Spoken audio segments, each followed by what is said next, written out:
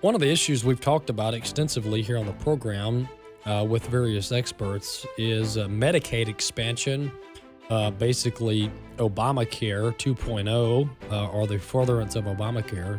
And we have another expert on to talk with us now about that very subject and the threat therein.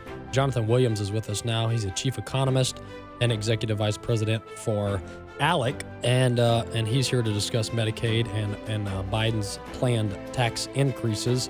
Jonathan, welcome to the program.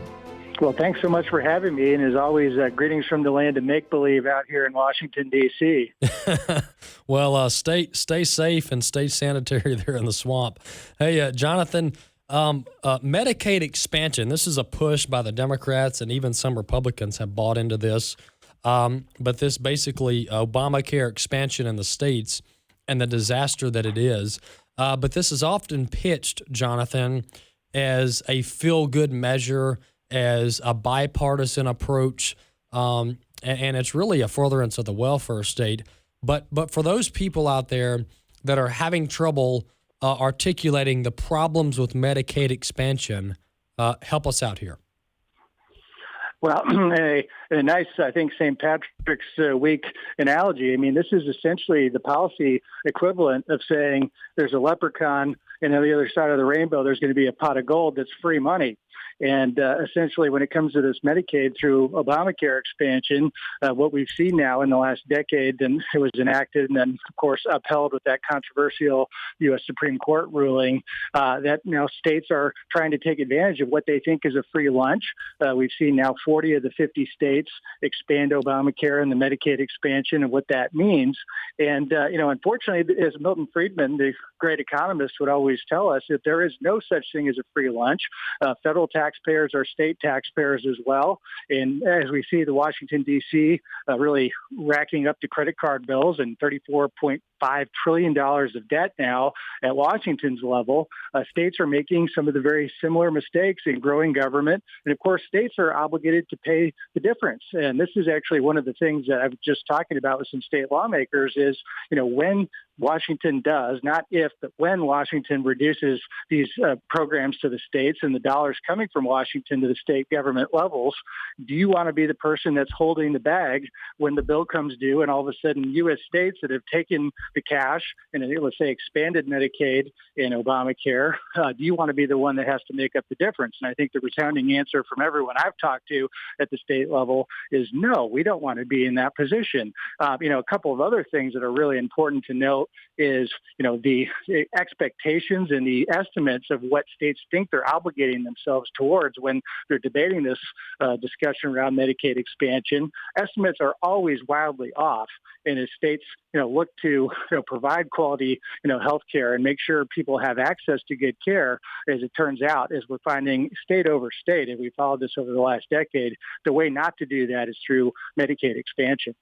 Yeah, Jonathan, you brought up the good point about the federal government saying, hey, guys, we'll cover 80 to 90% of your Medicaid expansion cost. But when you ask them, well, are you going to be here in 5 years still covering 90%?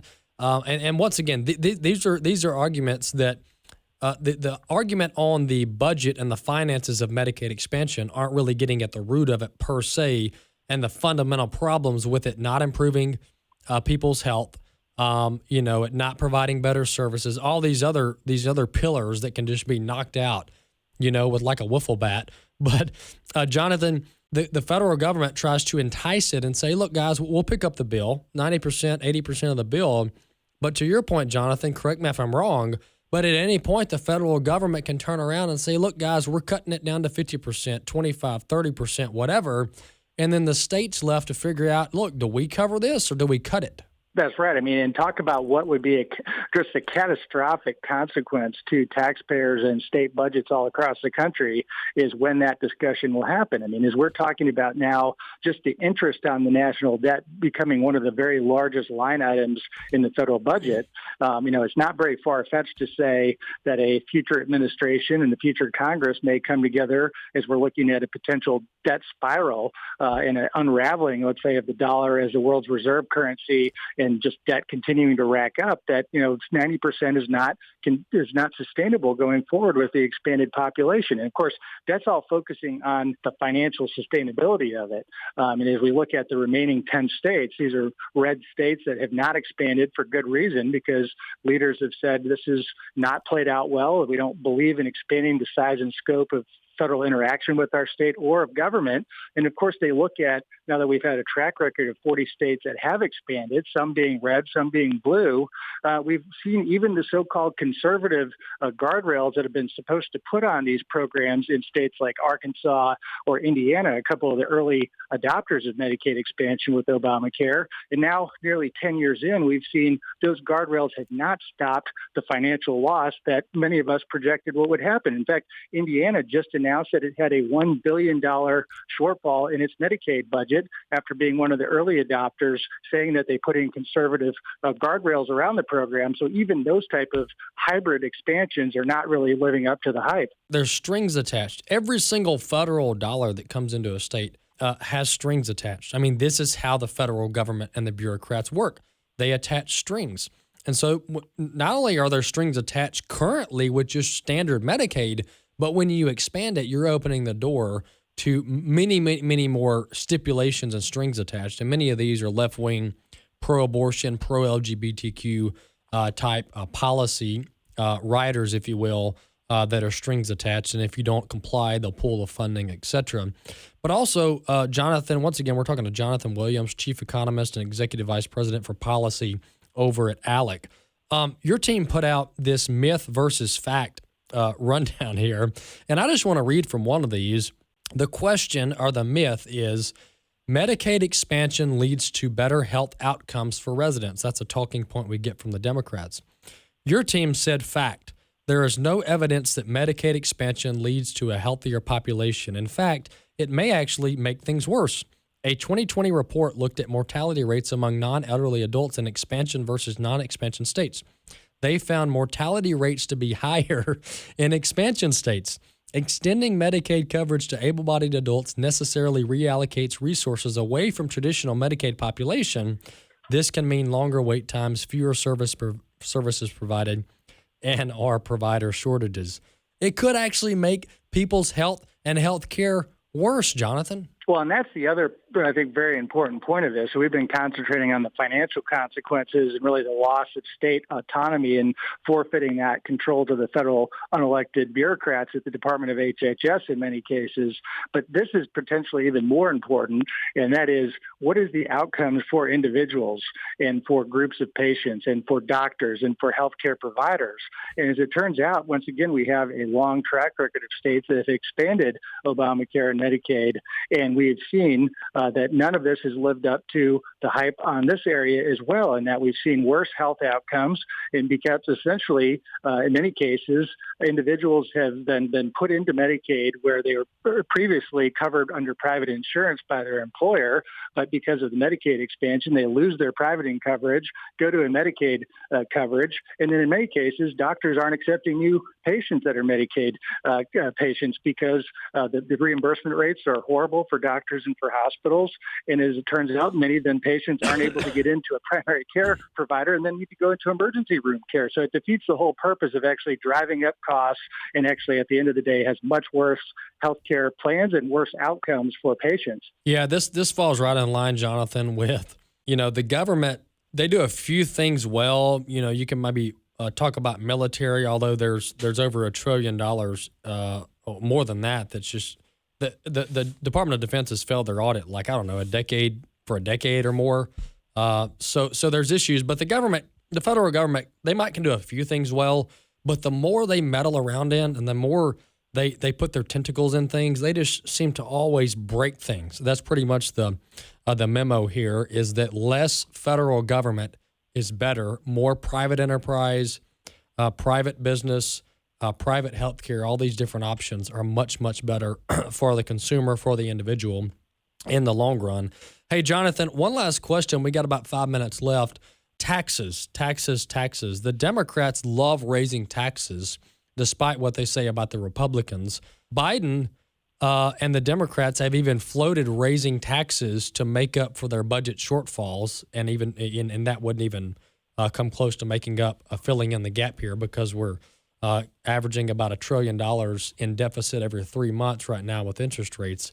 But what's the latest on taxes in the Biden administration? Well, unfortunately, the news out of this land of make-believe in Washington is not good in this area either. And as people go to file their 2023 taxes here, coming up to tax day, taxes are going to be on the forefront of everyone's mind.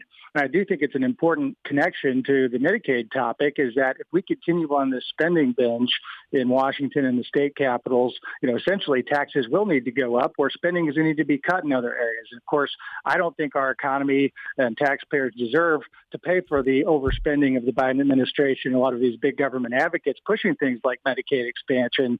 And what President Biden is looking to do, even though he's claimed, I think very carefully in his rhetoric, that he doesn't want to raise taxes on middle-income Americans or small businesses, this is a myth versus fact once again, is that many of the president's budget priorities that he just outlined in his fiscal year 2025 budget assume that the massive tax cuts, the Trump tax cuts of 2017, will all expire on the individual side.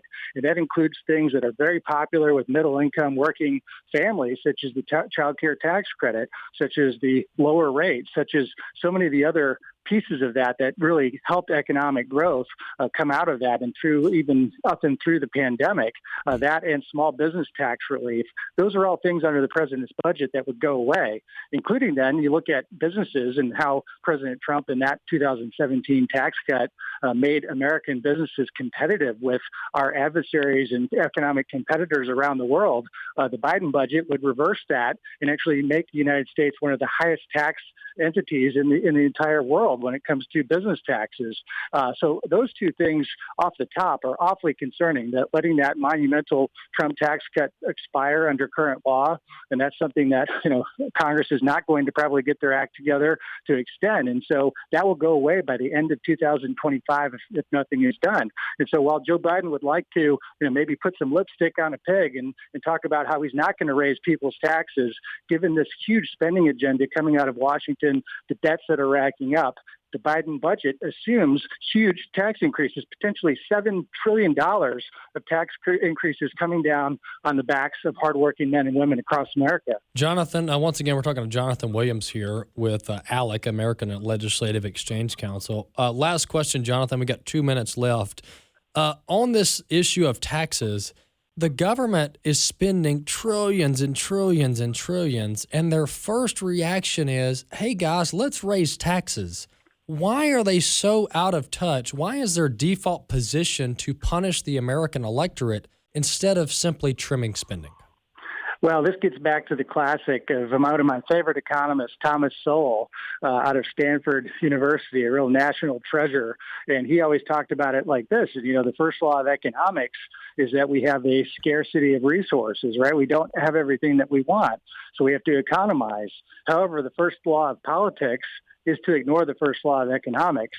And that is how the Biden administration, so many of these big spending officials get to be in this position, and that they think they're entitled to our money at the end of the day, that we work and produce and wake up at 5 a.m. to go to work and put our kids through school just so we can produce tax revenue. I mean, people are not widgets. This is not how it works, right? We work to make our lives better off and make our children's lives better off. Yeah. And it's high time that officials in Washington and state capitals, realize that they need to actually reprioritize spending. If we've got an overspending problem or if we've got a debt problem, the answer is not going back to taxpayers and asking for more. We've been asking more of taxpayers for far too long, and coming out of the pandemic, coming out of the government-induced lockdowns and what that meant on people's livelihood, and many times layoffs and other really catastrophic economic consequences. So I think the absolute worst thing to do right now is to go back and ask for more from hardworking taxpayers. And I do think there's enough folks in Washington, D.C. on the conservative side of the spectrum right now that are working to say, A, we cannot allow the Trump tax cuts to expire, and B, we have to make sure we're vigilant to stop this overspending, because at the end of the day, spending is taxation, and that's something we all need to relearn that lesson from people like Thomas Sowell. Yeah, absolutely. Once again, we've been talking to Jonathan Williams, Chief Economist and Executive VP for Policy over at ALEC. Hey, Jonathan, thanks so much for coming on, breaking down the myths behind Medicaid expansion and Biden's proposed tax increases. Thanks so much. Thanks for having me. Let's hope that cooler heads prevail and we can actually solve these myths. Yeah, absolutely. Thank you so much, Jonathan.